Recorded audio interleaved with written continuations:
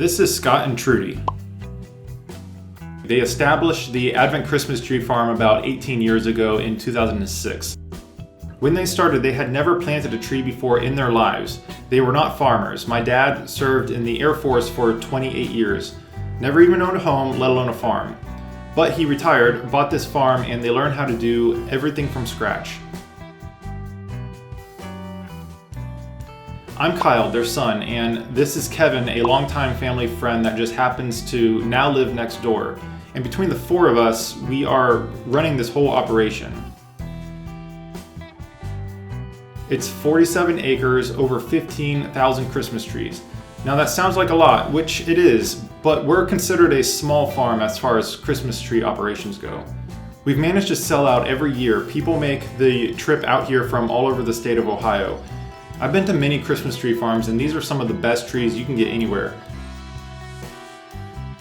But now we're ready to take this farm to the next level.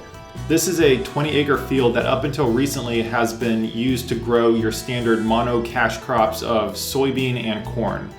As a result, the soil is in bad shape. It's depleted, it's unhealthy, and let's just say that it failed the water absorption test. It's in bad shape and we want to fix that.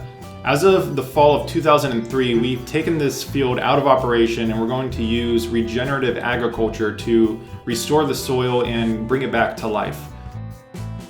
That means we're going to use cover crops, we're going to introduce livestock, and we're going to plant a whole bunch of chestnut trees, hazelnut, apple, cherry trees, and the whole 9 yards. This is something that we've never done before, and there's still a lot that we haven't figured out. But we have a plan and we know what we have to do to get started in order to begin that transition.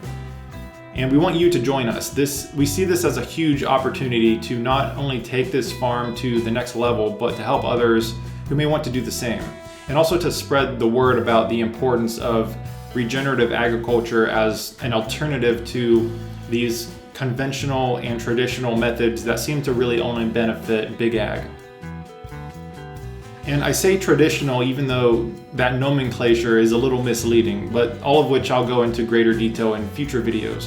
And yes, that also means that we need to figure out how to convert these Christmas trees, which are currently being grown using those traditional methods, and we want to start growing them using regenerative methods. Now, can this be done? Is it even possible? Well, I honestly don't know, but we are for sure going to try. There's a lot of work to be done and we're excited to see what happens. So hit that subscribe button and let us know in the comments below what questions you have, or if there's anything that you would want to see more of in the next video or future videos.